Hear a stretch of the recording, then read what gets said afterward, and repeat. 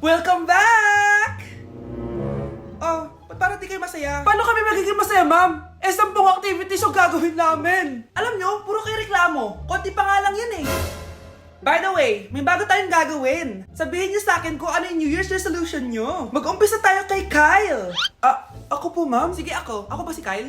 Ang New Year's resolution ko ay mas gagalingan ko pa sa school. Very good. Okay, next, Scarlett.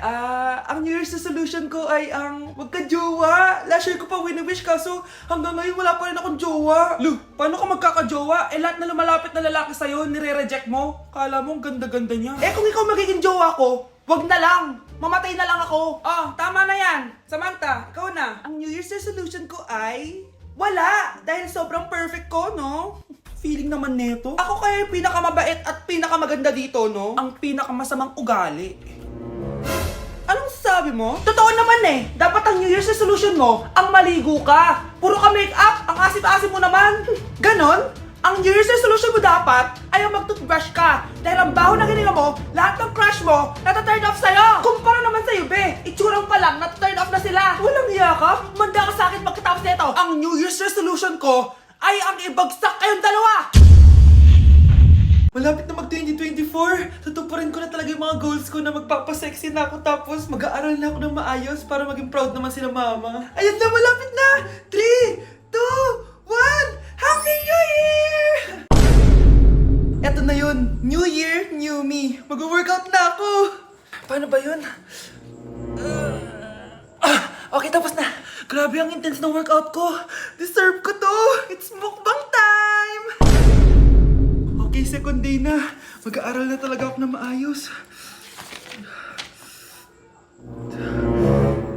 Hindi ko kaya. Bawi na lang ako sa 2025. Mga anak, ano natanggap ng regalo ngayong Pasko? Binigyan ako ng earphones, Nay! Bakit ganito yung binigay sa akin? Binigyan lang naman ako ng bagong iPhone. Ang daya naman! Bakit? Kasalanan ko ba mas mayaman yung ninang ko kesa sa inyo?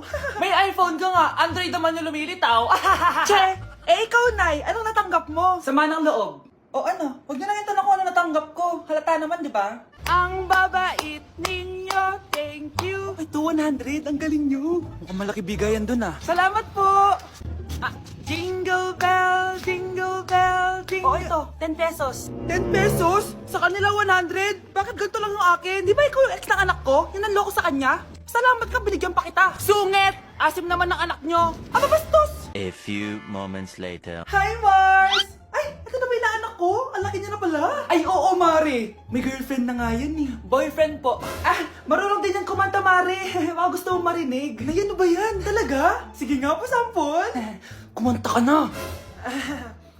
Gusto ko nang bumitaw. Ayusin mo. Paano ka magkakapera niyan? Gusto ko nang bumitaw. Galing naman.